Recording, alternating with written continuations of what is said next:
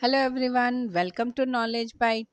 सो आज के सेशन में हम पार्टनरशिप अकाउंट के बारे में बिल्कुल सिंपल तरीके से जानेंगे। तो आपका ज़्यादा समय ना लेते हुए आज का सेशन स्टार्ट करते हैं।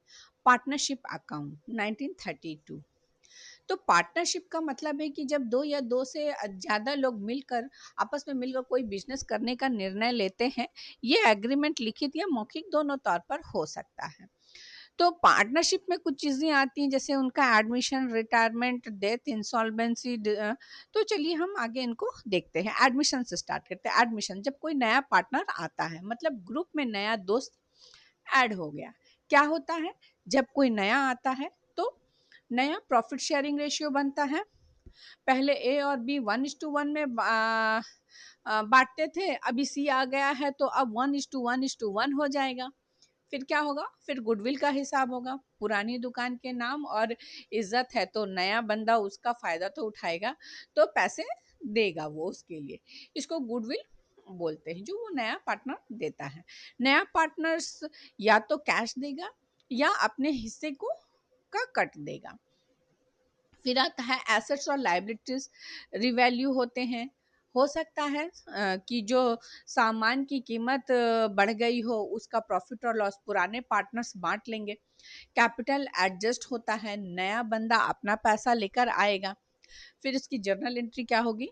Cash account D R to new partners capital account. अभी नेक्स्ट हम देखेंगे रिटायरमेंट।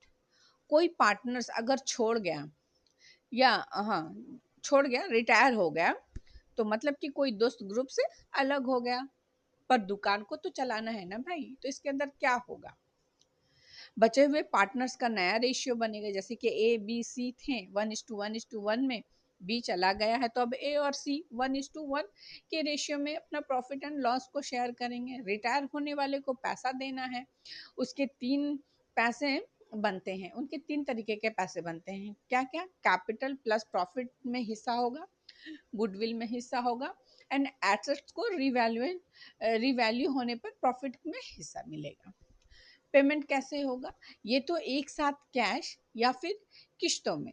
अगर तुरंत ना दे पाया तो उसके नाम पर लोन अकाउंट खुल जाता है। इसका लॉजिक क्या है? जितना दुकान में उसका पैसा लगा है सब वापस करना पड़ता है। अब नेक्स्ट जो आता है वो है डेथ। डेथ में क्या होता है कि किसी पार्टनर्स की अगर डेथ हो जाती है या रिटायरमेंट जैसा ही है, बस फर्क इतना है कि पैसा उसके फैमिली को जाएगा। यहाँ पर क्योंकि पार्टनर्स तो जिंदा नहीं है ना, तो उसके पैसे उसके फैमिली मेंबर्स को चले जाएंगे। यहाँ पर क्या काम होता है? डेथ की डेट तक का प्रॉफिट निकालना पड़ेगा। मान लो 1 जनवरी को डेथ हुई है, तो 1 जनवरी तक उसने कितना कमाया है उसके हिसाब से निकालना होता है। जॉइंट लाइफ पॉलिसी होती है। अक्सर पार्टनर्स में इंश्योरेंस होता है, वो पैसे भी फैमिली को मिलते हैं। बाकी सब रिटायरमेंट जैसा ही है, पैसा प्लस गुडविल प्लस प्रॉफिट सब देना पड़ता है। अभी नेक्स्ट हम डिसोल्यूशन की बात करेंगे। डिसोल्यूशन मतलब कि पूरा का पूरा बिजनेस को ही बंद कर देना। दुकान बंद, सब खत्म। तो इसको हम स्टेप बाय स्टेप क्या होता है वो देखेंगे। तो सबसे पहले आता है रियलाइजेशन अकाउंट बनाना। तो यहाँ पर रियलाइजेशन अकाउंट बनाते हैं। सब सामान को बेच दो, जो पैसा आया उसको रियलाइजेशन अकाउंट में डाल दो। फिर आता है कर्जा चुकाओ। कर्जा चुकाना पड़ता है सबसे पहले बाहर वालों का, फिर बैंक, उधार, सप्लायर, पहले इनको देना पड़ता है। फिर पार्टनर्स का लोन देना पड़ता है, अगर किसी पार्टनर्स ने बिजनेस को उधार दिया हुआ है तो। फिर नेक्स्ट पॉइंट आता है, फिर कैपिटल वापस दो, जो जिसका कैपिटल था। फिर कैपिटल देने के बाद बचा हुआ प्रॉफिट और लॉस भी बांटना पड़ता है। फिर प्रॉफिट एंड शेयरिंग रेशियो में से सब बांट दिया जाता है। अगर लॉस है तो भी सबको देना होगा। तो इसका इम्पॉर्टेंट रूल क्या है? पेमेंट कर दो, जो जो है पेमेंट कर दो। बाहर वालों को करना है, पार्टनर्स का लोन देना है, और पार्टनर्स का कैपिटल और प्रॉफिट उसको पूरा करना है। नेक्स्ट टॉपिक आता है इंसॉल्वेंसी।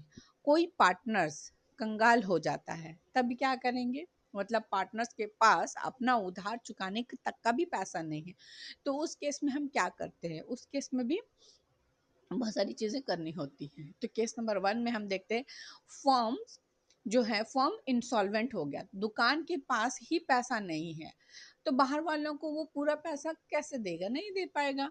तो जितना है सब में बांट दो, बाकी माफ। ठीक है, फिर नेक्स्ट आता है, एक पार्टनर अगर इंसॉल्वेंट हो जाता है तो मान लो ए बी सी है, उसमें सी के पास देने के पैसे नहीं है, सी इंसॉल्वेंट हो गया है, तो सी का जो लॉस बनता है वो ए और बी अपने प्रॉफिट रेशियो में बांट लेंगे। फिर क्या करेंगे, ये है, इसको गार्नर वर्सेस मरे का रूल्स भी कहते हैं। ये रूल कहता है कि जो डूब रहा है उसको बोझ समझ लो। याद रखने के लिए तीन बातें हैं,